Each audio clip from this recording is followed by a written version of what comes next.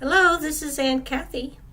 I'm sending this message, special Christmas message, out to Addison, Carmen, Jason, Mia, Esther, Will, and Victoria.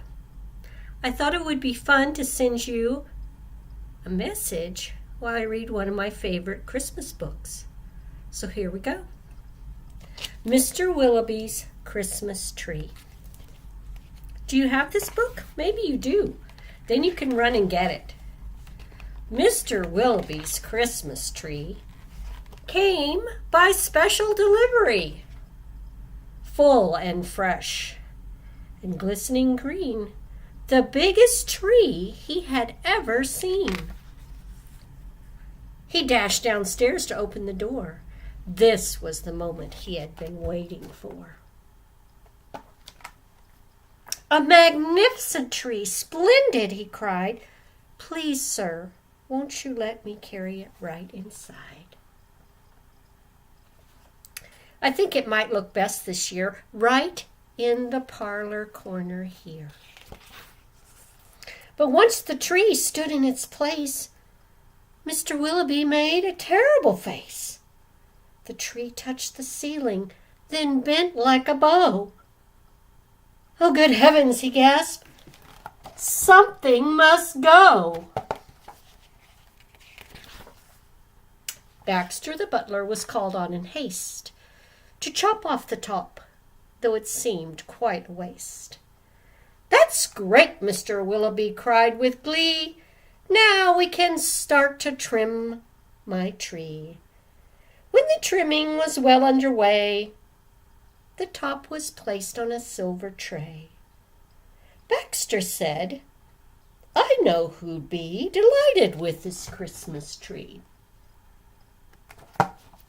So it was presented to Miss Adelaide, Mr. Willowby's upstairs maid.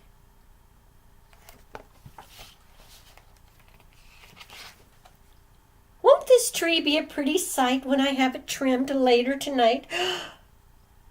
But the top, oh dear, I'm so afraid, will have to be cut, said Miss Adelaide.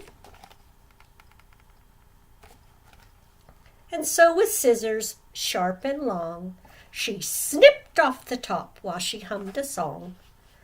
The top was set out the very next day in the back of the house to be thrown away.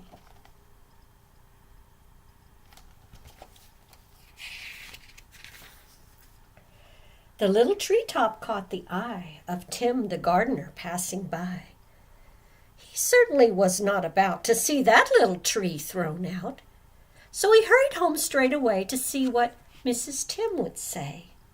Fa la la, surprise, surprise, his wife could not believe her eyes. But our house, she said, is so snug and small, I don't believe that we need it all. And before Tim had a chance to shout, she cut off the top and threw it out.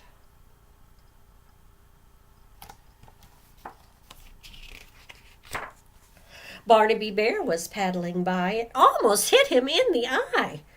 Now who would throw a tree away so very close to Christmas Day? I'll take it home, that's what I'll do. Look, Mama Bear, I've a present for you.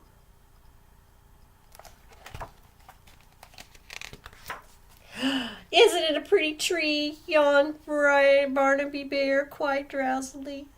But Little Bear, standing off far, cried out, That tree won't hold a star. Barnaby said, Let's cut a hunk off the bottom here at the trunk. But Mama Bear just shook her head, and she sliced the treetop off instead.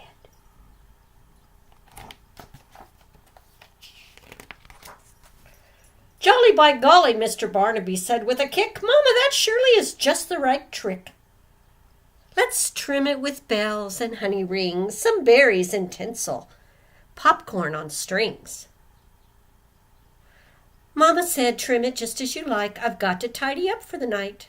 This top we won't need any more. I'll just put it right outside our door.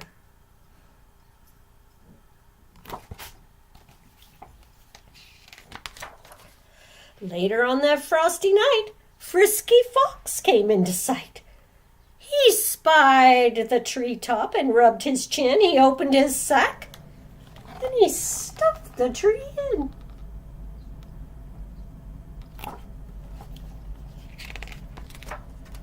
He scampered home and jumped his gate. This Christmas present couldn't wait. It's even better than mincemeat pie, said Mrs. Fox with a happy sigh. Then the foxes saw that their Christmas prize was just a wee bit oversized. There, my dears, don't you worry. I'll fix this top now in a hurry.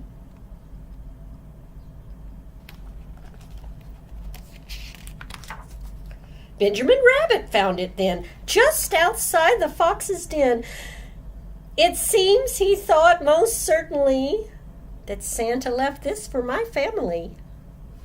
Look, he cried, I see the tree I found. With that, he called his family round. There was a merry-making, rollicking, frolicking, and carrot shaking. Celebration around the tree. All were happy as rabbits could be.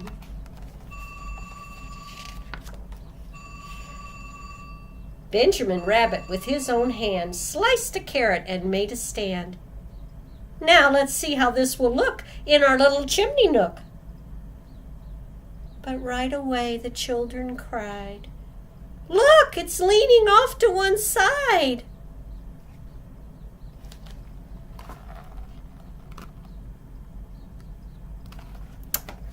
It's too tall, that's all, said Mrs. Rabbit. And though it were a summer carrot, she gave it a chop and threw away the top. Then Mistletoe Mouse just happened to see the tiny tip of a Christmas tree. He pulled it through the snow and ice, up some stairs. He fell down twice. At last he reached his cozy house. It's just the right size, said Mrs. Mouse.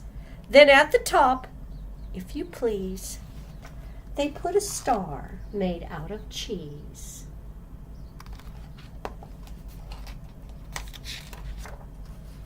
Oh, wasn't it grand to have a tree exactly like Mrs. Willowby?